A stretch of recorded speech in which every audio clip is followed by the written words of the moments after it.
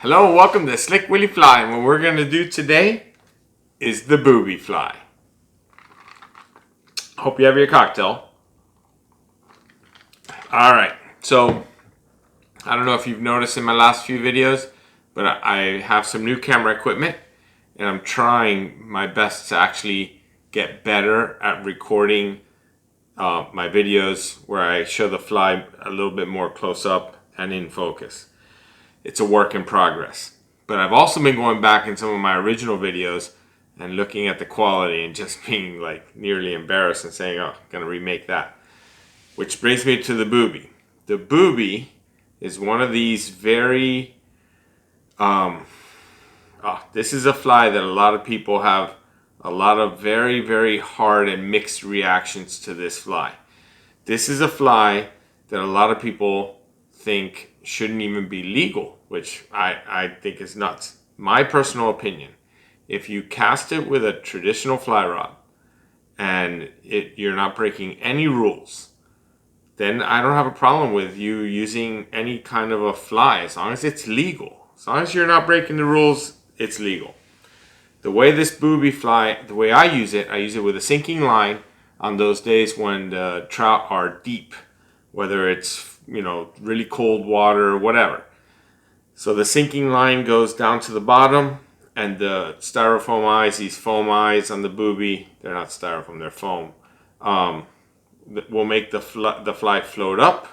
And every time I do anything with that fly line, it'll make the fly dip, and then it floats up, and it just gets a lot of bites. This is a very, very good fly when the fish are deep. So, materials. For materials, I have lost, oh, here they are. Little foam eyes. Not sure if I'm going to use black or orange. For the tail, I'm going to use this barred Bogabou in orange with black barring. Probably going to give it one piece of crinkle flash. For the body, I'm going to use orange Polar Chenielle. That's it. That's the whole fly. Super typical Slick Willy fly. So let's change the camera angle and let's tie a fly. Okay, so let's make a fly.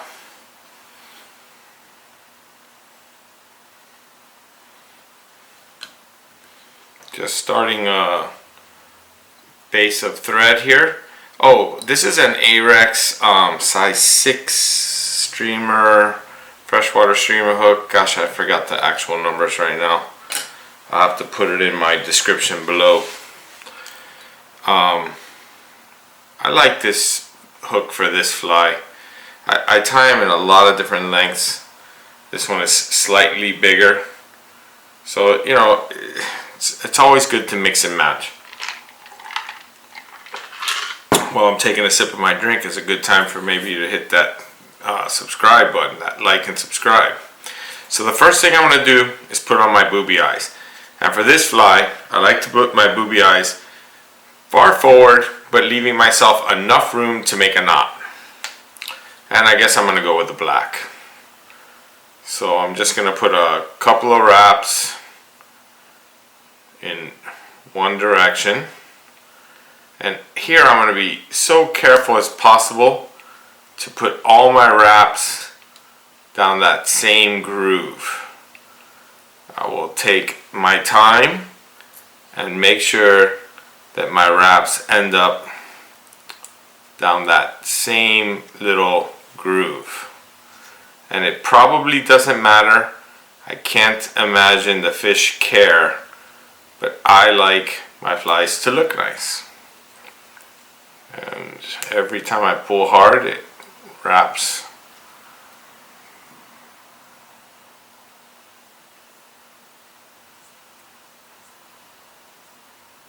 A bunch of wraps in one direction. I'm going to do a bunch of wraps in the other direction. And then I'm going to do the figure eights that I always do. Under the eyes, over the hook. Just to squeeze it tight. Now it's starting to be a little bit more secured. And then this fly, ooh, that Oh, it's bad. I got the hook. I'm just going to put a little bit more thread on to get beyond that spot where I grabbed the hook. Hopefully my thread won't break. I'm going to put a touch of super glue just so that they stay there.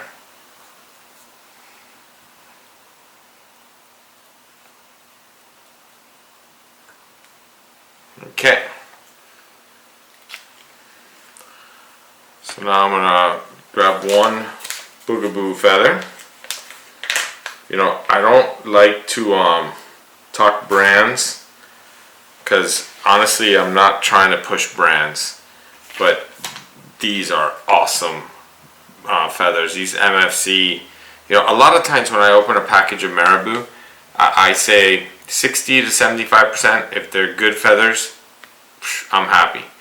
With these, every single feather is a good feather. Love this brand. It's just I never had a bad pack. Let's put it that way. So now I'm going to think about my length, and I'm gonna go ahead, bring this back to the booby eyes, thinking about my length. And I'm gonna go ahead and give this a couple of loose wraps right behind the eyes.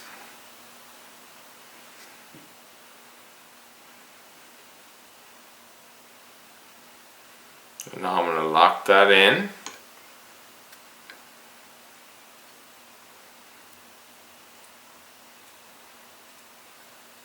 Perfect. Give this little twist.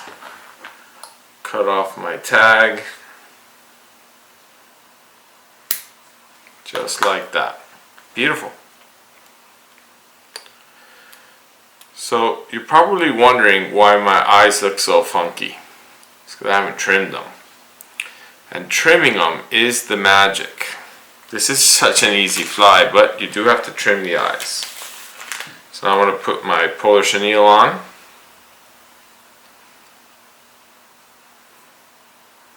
Trying to get just the thread.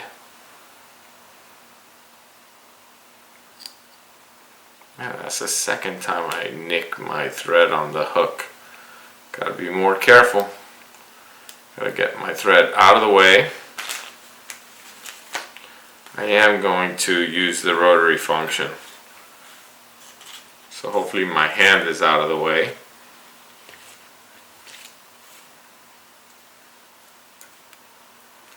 Gotta work around the hook, drawing it back.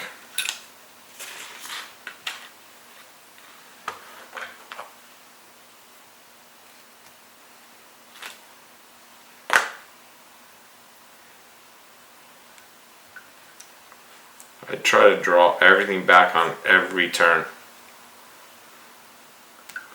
You actually don't need a lot of material. I love this Polar Chenielle. It's just going to give this wiggle action that's just going to be awesome in the water.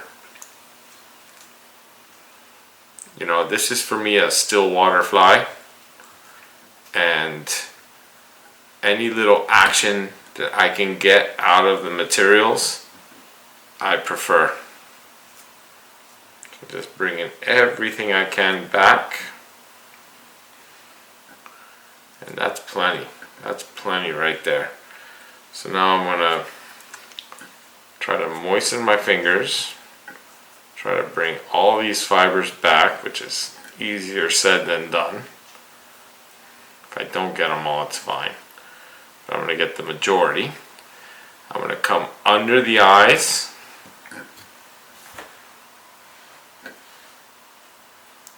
It's a little long with the thread there.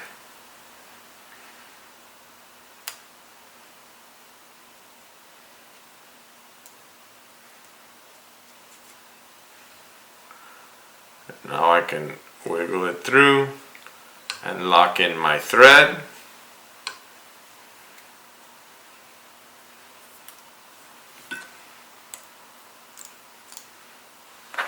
Trim off the remaining Polar Chenielle, which of course I'm going to save because that'll easily make another fly.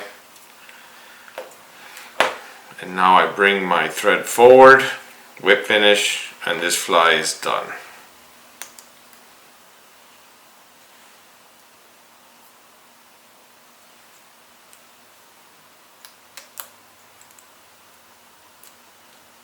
Well, not done, but the tying portion of the fly is done.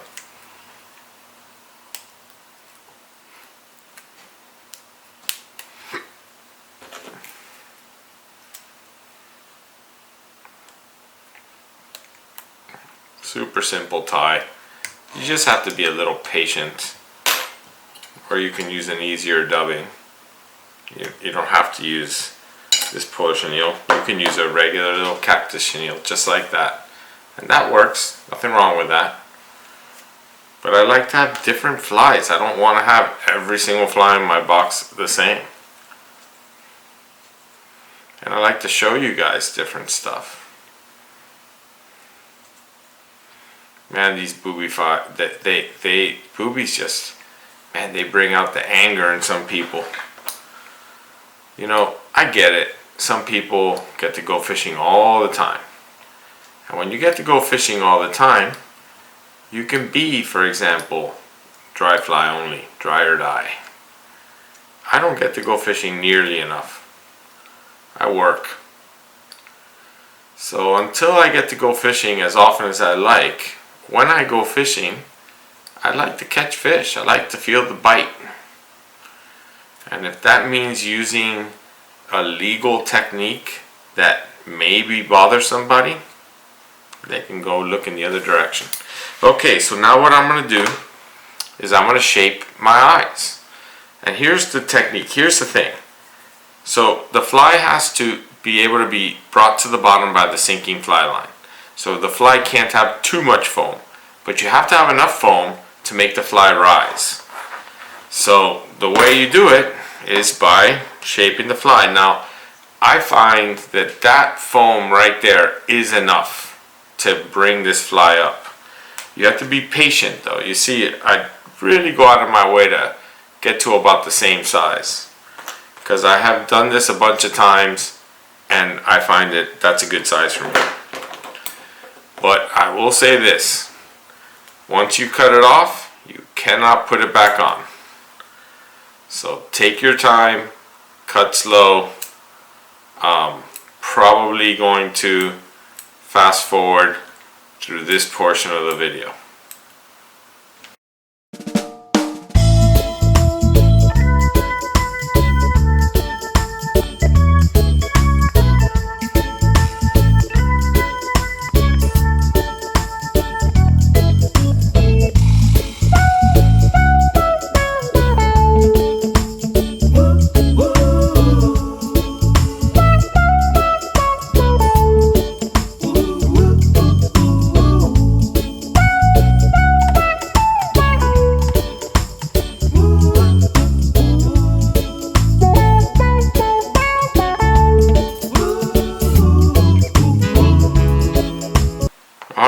So that's pretty closely shaped.